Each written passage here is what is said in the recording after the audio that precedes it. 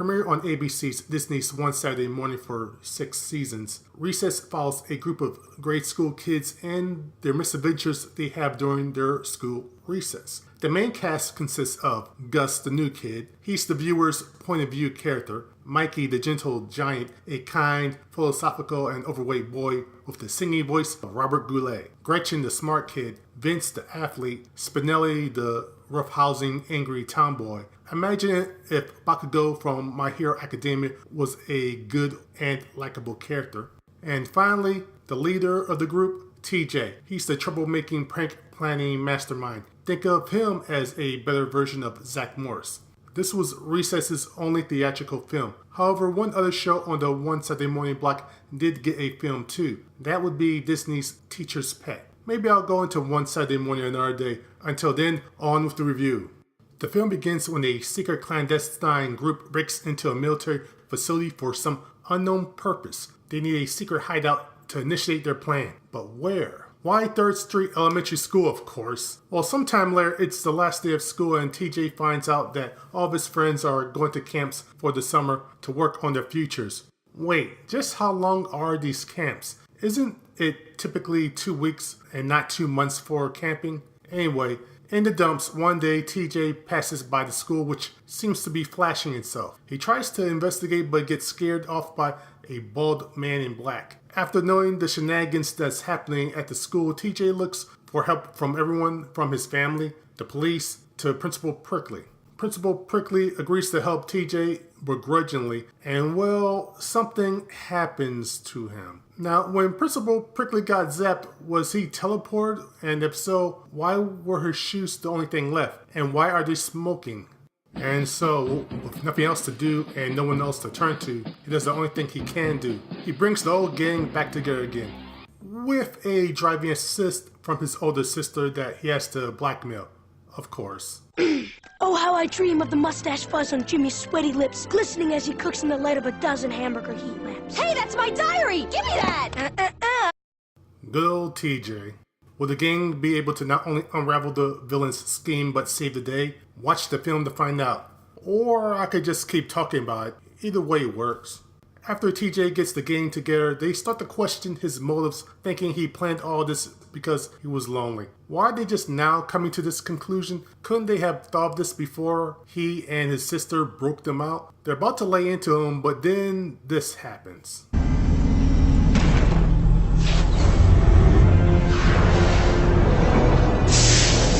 Whoa, what's happening?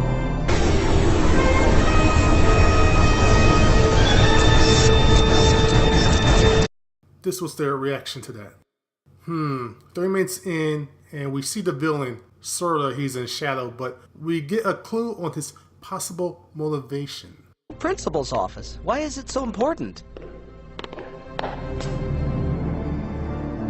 Because, my academically challenged young friend, it used to be mine. Something I really enjoyed was how they had an answer for a plot hole once it presented itself. If they had got broken out of the camps, how will it be possible for them to not be caught when they're doing their spying? Pretty clever, guys. Randall has been spying on the gang all during this and snitches to Miss Finster, who is doing boxing practice. Gee, I wonder will this play any part in the climax? Well, later on, the gang investigates some weird sounds in the school. While that's happening, Miss Finster and Randall try to break into the school to stop them, only to come undone by Finster's massive junk in the trunk. Anywho, the kids find the cause of the noises and spy on a group of scientists. We finally see the villain completely and he seems to have Alfred working for him. Wait, Alfred? Dr. Benedict, we're ready for the test. Coming! Tisk tisk. Master Bruce will be very displeased when he hears about this. Benedict's goal is to move the moon for some insidious reason. Then we see what happens to those who failed him. Oh no, not detention! Not detention! Take him away! No, please, I can fix it! Don't! Unfortunately, after this, the kids get noticed and they get chased by scientists, security, men in black, and ninjas. Wait, ninjas? Ninjas! Why'd they have to be ninjas? The gang is able to get away except for, well, TJ, who gets tossed in the clink and finds out what happened to Principal Prickly. Why is he not wearing any pants? The gang do the only sensible thing that they can think of and go to the cops, but they just make fun of them. The cops here are so useless. I'm starting to get New Year's Evil flashbacks again. We then learn a little about the villain, Dr. Philip Benedict. As in Benedict Arnold. Really, movie? Really? You see, he's a rogue teacher. But first, flashback time.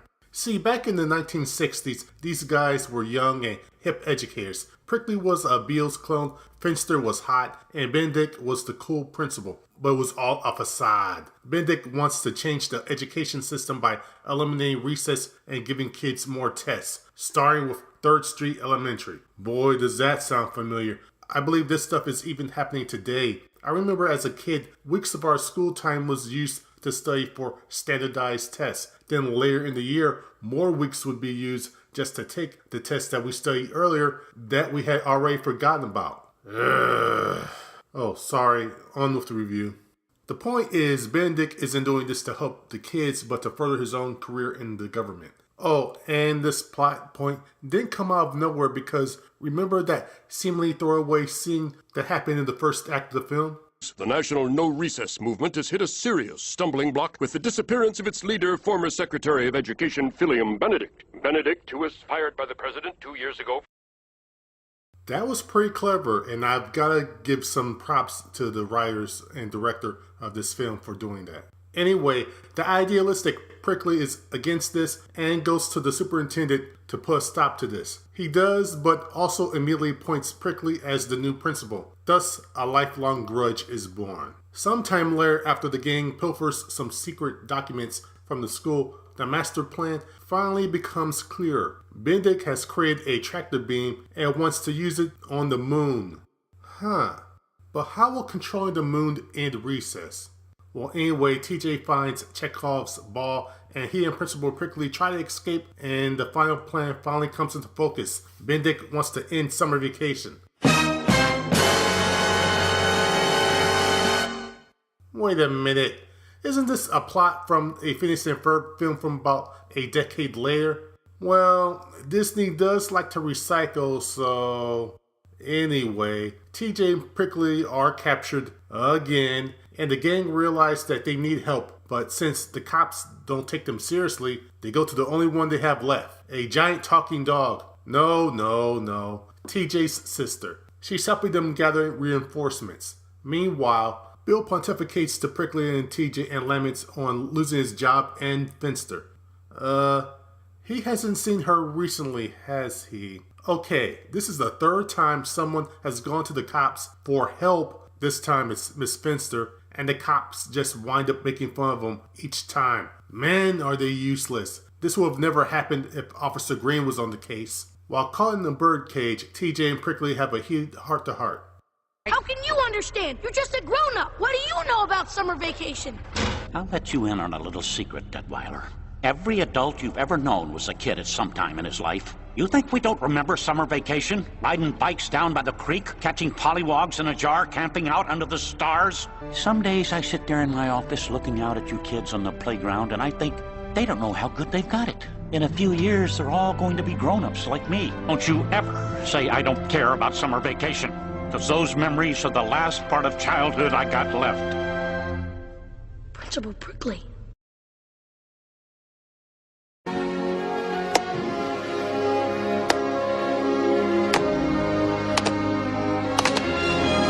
All kidding aside, that's actually some very good writing and acting right there.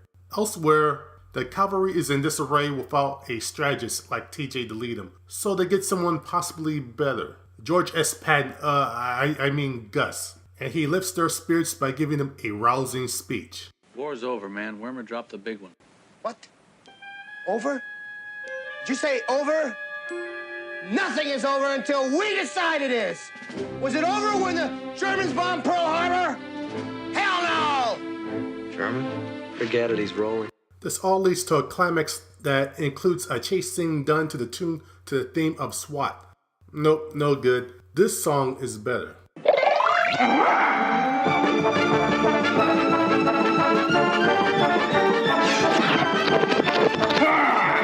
Well, after some shenanigans, the gang and Prickly try to stop Bill from pushing the button. But first, Bill has to monologue his master plan to them. They meet. Could make test scores go up. Why, everybody'd feel better. They might even elect that person President of the United States. That fiend doesn't know that all you have to do is just be a former reality star or entertainer in order to run for public office. Silly, silly man. Well, he goes on to tell them that the cold weather countries like Canada and Iceland, they have top scores because it's too cold to go out and play. Sure, that's the reason. Out of nowhere, Finster and the teachers arrive to save the day. Also, it appears Bill likes his women a bit extra thick!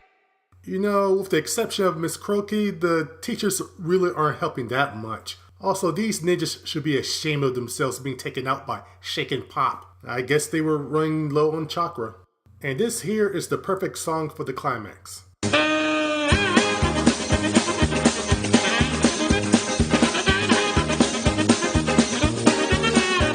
Well, the lever is pulled, but thanks to Chekhov's baseball, the day, or rather, summer vacation is saved. Oh, now the cops are doing something. So useless. The film ends with both TJ and Principal Prickly thanking each other and coming to an understanding with each other. With that, the film ends, and this is the perfect way to end the series. It's heartwarming, a bit bittersweet, but still open-ended enough that you wonder what will happen next with all the characters, since this would be the last that we would see of them. Except this wasn't quite the end of Recess. Here's some things that I really liked about the film. It had a good story and the characters' personalities are consistent to the original series. Usually movies that are adapted from TV series remake or reboot the series in order to put it on screen. Schools Out didn't do that. It went with another option. This is a continuation of the series. Here are a couple examples of shows that did the same thing when they became films. The Simpsons and The X-Files. Now normally this would be a problem since it would only be made for the fans of the series and any outsiders would find it difficult to get into it. However, since the characters' personalities and the group dynamic is so straightforward, it's easy for anyone to get into the film, so there isn't any heavy lifting. Another thing I really like is the soundtrack is great. I want the soundtrack. The music plays well with each scene that it's in, whether it's a comedic or action-packed scene and so on. Plus, there are so many good songs that if this film can expand its target demo's musical knowledge, I see that as a good thing. Another thing, the voice acting is great. The regular cast knocks it out of the park, but what's really good is the celebrity voices that weren't in the series did good as well. James Woods did well as the villain, and initially I was worried that he would just be doing Hades all over again. While there is some of that here, he does make Dr. Benedict feel like a different character. Also, I didn't realize until editing this review that Melissa Joan Hart was the voice of TJ's sister Becky, so props to her. Another thing that I like, the Save the World plot. Yes, as with most, if not all animated films aimed at kids, they go on a venture to save the day. And yes, the plot of the villain is ridiculous if you think about it, but considering the tone of the show, this was probably the best way to go. The adventure, of course, is going to be much grander than anything in their regular series. Still, I think it was executed well. As for negatives, well, one, the CGI isn't integrated that well. It stands out like a sore thumb, but I give it a pass for a couple reasons. It's not in every scene or even in most scenes. And the other reason, this is early CGI. The film came out only a few years after Beast Wars and Reboot, so there were still kinks to be worked out. Another negative, even though I gave it a positive earlier, the soundtrack is too age specific. Since the songs were even by that point decades old, they might not be a hit with the young demo that this film is aiming at. While the songs work in the context of the story, they might work more if you're an adult than if you're a child. And finally, the animation. The animation isn't bad, and it is an improvement over the TV series, but it's not as substantial as I wanted it to be. Still, that said, yes, I recommend this film. It's a perfect send-off to a great series. Or it would have been if the series ended there. See, the series didn't actually end until October of that year, yet even then, that wasn't the end of Recess. Sorta. Earlier I said that this was the only theatrical film for the series, and it was. It's just that the other films were straight to video. The reason for this was simple. Recess School's Out bombed. On a $23 million budget, it made $44.5 million at the box office. And a film, in order to break even, usually has to make 2.5 times its production budget. And in order to make a profit and be considered a hit, it has to make 3 times. Now, the other films in the series are Recess Christmas, Miracle on 3rd Street, Recess All Grown Down, and ending with Recess Taking the 5th Grade. I've yet to see any of these films, but after reading about them, they weren't real films, and by that I mean that each film is really only 3 to 4 episodes of the show slapped together, just like Belle's Magical World and the Atlantis sequels. Okay, so this just seems to be like the typical Disney sequel straight-to-video thing and was a cash grab, right? Well, maybe not. Reruns of the show kept running on ABC and UPN until September 2nd, 2003, and on Disney Channel until June 30th, 2010, and on Toon Disney until October 27th, 2011, right before Toon Disney became Disney XD. So it stayed in reruns for over a decade after its last new episode. Even today, the show is still remembered fondly for the few that remember it. The series currently isn't available on DVD. Well, sorta. You can find DVD copies of it, however, it seems those were maybe someone recording off of their own VHS copies. School's Out did have a DVD release in 2001, but it's off print, as are the other films. You can, however, rent and buy the films on Amazon Prime Video. Let me end on this. My goal for this review was to give attention to a great series that I feel has started to be forgotten. I want to bring up some happy memories for fans of the series and give a recommendation to any potential new fans. Recess was a series that was fun for all ages. It didn't insult the intelligence of the viewer whether they were 5 years old or 50. I'll end on this quote from writers Matt Zoller-Seitz and Alan Zoller-Sepinwall from their book TV the Book on their feelings about Recess. Easily one of the greatest, most prankishly playful adult cartoons ever passed off as children's entertainment. Recess is a highly ritualized bit of entertainment that strikes the same notes over and over again, but always in infinite variation and with a surprising eye for psychological grace notes, especially when characters you thought of as burlesque and one-dimensional reveal their fears and dreams to one another.